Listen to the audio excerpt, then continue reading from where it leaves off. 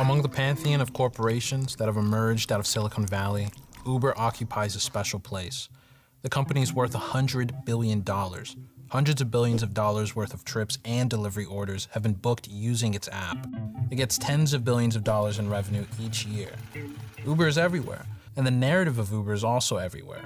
It says that Uber is innovative, that it can disrupt the taxi industry and make money doing it, and that it can offer flexibility and opportunity to its army of drivers.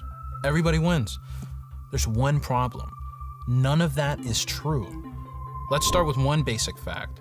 For a company so prominent, there's something very strange. Uber has never, not once, turned a single profit. You might be confused. How can it be that such a large company with such a popular service has simply never made money? When you find out the answer, you discover something important. You discover that Uber is fundamentally a scam, a company that exists to scam its investors, its users, and most importantly, to scam its workers. Despite everything you might hear, Uber is not a technology company.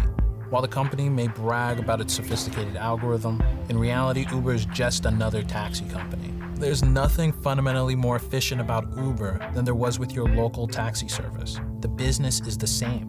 There's no real way to innovate someone driving someone or something from point A to point B. Using an app to match riders with drivers is so simple that local taxi companies do the same thing.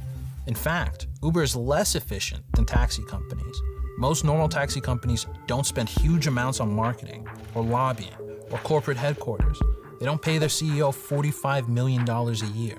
Uber has higher costs than traditional taxi operators in every category except fuel. So why is Uber everywhere while taxi companies go out of business?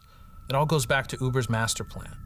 First, with massive amounts of money from venture capitalists, Uber subsidized significantly cheaper rides than what taxi companies could offer to attract customers away from them.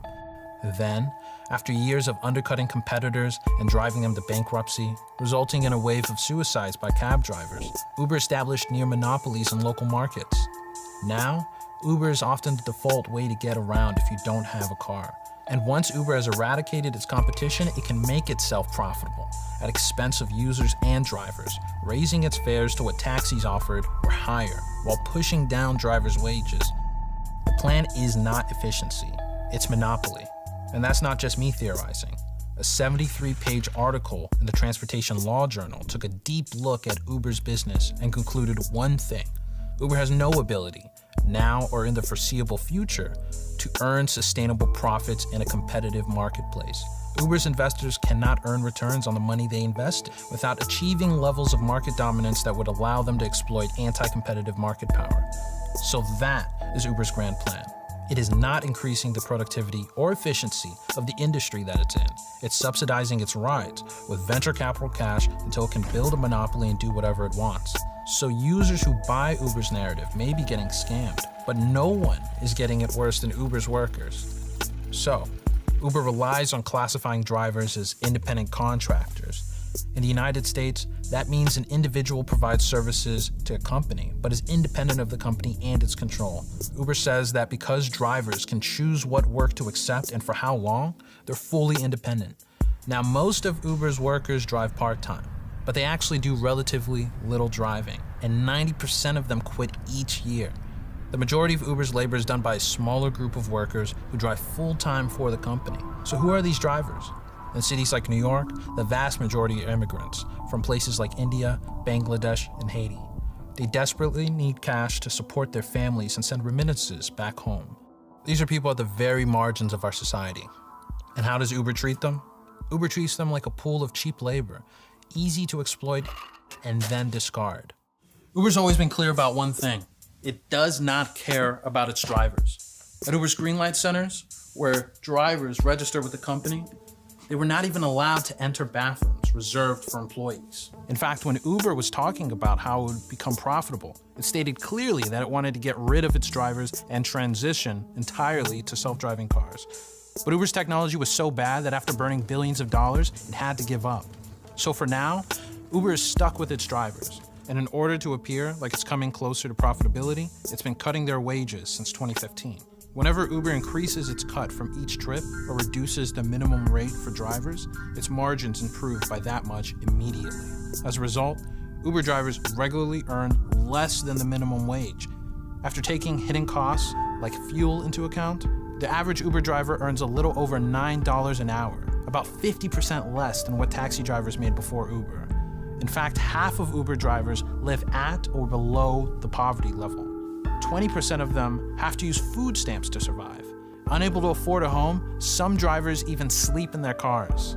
Drivers with nothing to their name get trapped in predatory car rental schemes promoted by Uber. They garnish your wages until you've paid it off with interest. One study from Georgetown found that a third of drivers reported falling into a debt trap. Some ended up earning less than $5 an hour. And because its drivers are technically independent contractors, Uber can avoid pesky requirements like minimum wages, health insurance, or paid sick leave. Drivers can't unionize to bargain for better conditions. Uber has all the power, and it makes sure it can stay that way. When California tried to classify drivers as employees, Uber spent hundreds of millions of dollars on a campaign to overturn it with a ballot proposition written by Uber's lawyers. And even though Uber talks about flexibility, that's not what drivers actually experience. Drivers may not have physical bosses to order them around, but they're ruled by something even worse, an algorithmic overseer that's more intrusive than any flesh and blood boss could ever be. Uber's only actual innovations are in surveilling and disciplining its workforce. They're always watching, monitoring driving behavior, calculating fraud profiles, using invisible secret functions to discipline drivers as well as customers. Fall below an arbitrary threshold for ratings? Fired. Reject too many trips because you don't want to lose any money? Fired. Did a customer make a false report? Fired. So that's the freedom that Uber offers. It frees drivers to make below minimum wage, to sleep in their cars, to beg for 5-star ratings, and work themselves to the bone. But at the end of the day, Uber, like other gig companies, is an innovator. Not in technology, but in exploitation. It's leading the war against labor in ways other companies never thought possible. It oversees a pool of atomized, ultra-exploited laborers, writes its own regulations, and has done it all without earning a single cent of profit.